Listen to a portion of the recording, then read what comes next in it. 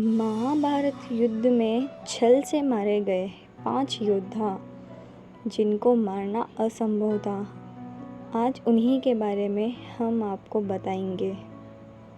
हमारे धर्म ग्रंथों में महाभारत के युद्ध को धर्म और अधर्म के बीच लड़ा गया युद्ध बताया गया है। इस युद्ध में करोड़ों योद्धाओं ने अपनी जान गंवाई। कुरुक्षेत्र में लड़े इस युद्ध की भयावहता का पता तो इसी बात से भी चलता है कि महाभारत युद्ध के कारण ही आज भी कुरुक्षेत्र की मिट्टी का रंग लाल है। इस युद्ध में भाग लेने वाले कई ऐसे महारथी हैं जिन्हें मारना आसान नहीं था, परंतु फिर भी वो मारे गए। इस वीडियो के माध्यम से मैं महाभारत की एक ऐसी गाथा के बारे में बताऊंगी कि किस प्रकार पांडवों ने युद्ध जीतने के लिए छल कपट का सहारा लेकर ऐसे ऐसे योद्धाओं का वध किया जिन्हें मारना किसी के लिए भी असंभव था। पहले हैं भीष्म पितामह।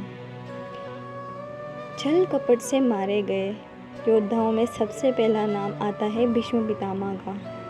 कौरव और पांडवों के पितामह भीष्म महाभारत के युद्ध में भाग लेने वाले सबसे पराक्रमी और बुजुर्ग योद्धा थे। ऐसा कहा जाता है कि 18 दिनों तक चले इस युद्ध में भीष्म 10 दिनों तक पांडवों की विजय में बाधक बने। महाभारत युद्ध में भीष्म को पराजित किए बिना पांडवों के लिए जीतना असंभव होता जा रहा था। ऐसी स्थिति में श्री कृष्ण की सलाह पर अर्जुन ने श्रीखंडी को ढाल बनाकर युद्ध के 10वें दिन भीष्म को बाण से चलनी कर दिया। उसके बाद भीष्म ने बाणों की शैया पर लेटे लेटे महाभारत युद्ध को समाप्त होने के बाद अपने प्राण त्याग दिए। दूसरे हैं द्रोणाचार्य। कौरवों और पांडवों के गुरु द्रोणाचार्य को महाभारत युद्ध में हारना असंभव था। ऐसा माना गया है कि द्रोणाचार्य को केवल उनका शौक ही मार सकता था। भीष्म के बाणों की शैया पर लेटने के बाद गुरु द्रोणाचार्य को कौरवों की ओर से प्रधान सेनापति बनाया गया। सेनापति बनाने के बाद द्रोणाचार्य पांडवों की जीत में सबसे बड़े बाधक बनते जा रहे थे। ऐसे में पांडव एक बार फिर श्री कृष्ण की सलाह पर छल का सहारा लिया। श्री कृष्ण ने भीमसेन से कहा कि वह अश्वत्थामा का नाम के हाथी को मारकर जोर जोर से चिल्लाए कि मैंने अश्वत्थामा को मार दिया। द्रोणाचार्य के पुत्र का नाम भी अश्वत्थामा ही था।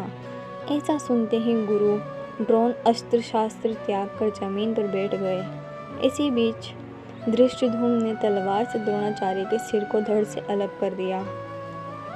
तीसरे हैं जयद्रथ। अर्जुन के पुत्र अभिमन्यु को मारने वालों में दुर्योधन के बहनोई दशरथ का नाम भी शामिल है। दशरथ को अपने पुत्र का हत्यारा मानकर अर्जुन ने प्रतिज्ञा ली कि अगले दिन सूर्यास्त तक जयद्रथ को नहीं मार पाया तो आत्मदाह कर लूँगा। शाम होने ही वाली थी और अर्जुन के लिए जयद्रथ को मार पाना असंभव दिख रहा था। ऐसे में श्री कृष्ण ने अपनी माया से सूर्य को ढक दिया, जिससे चारों ओर अंधेरा छा गया। ये देख दशरथ समेत कौरवों ने समझ लिया कि शाम हो गई और खुशी के मारे जयद्रथ अर्जुन के सामने आ गया। उसके बाद श्री कृष्ण की माया से आसमान फिर से सूर्य की किरणें दिखने लगी और श्री कृष्ण का इशारा मिलते ही अर्जुन ने जयद्रथ का वध कर दिया। अगले हैं अंगराज कर्ण। अंगराज कर्ण को युद्ध में सीधे पराजित करना अर्जुन के वश की बात नहीं थी। ऐसे जब युद्ध करते समय कर्ण के रथ का पहिया जमीन में धंस गया और कर्ण अपने रथ का पहिया निकालने लगा, तब श्री कृष्ण ने अर्जुन से कहा कि यही मौका है जब तुम अंगराज कर्ण का वध कर सकते हो। श्री कृष्ण ने कहा कि मुझे पता है कि कर्ण ऐसा योद्धा है जिसे केवल छल से ही पराजित किया जा सकता है। ऐसे में मौका देकर अर्जुन ने अंगराज कर्ण का वध कर दिया। पांचवें है दुर्योधन। महाभारत के युद्ध के अंतिम योद्धा दुर्योधन का वध भी पांडवों ने छल पूर्वक ही किया था।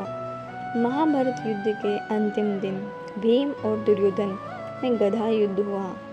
इस युद्ध में गदा का प्रहार कमर से ऊपर करने का नियम था, लेकिन भीम ने श्री कृष्ण के संकेत पर दुर्योधन के कमर के नीचे वार करना शुरू कर दिया और इस तरह पांडवों ने दुर्योधन का भी वध छल पूर्वक किया।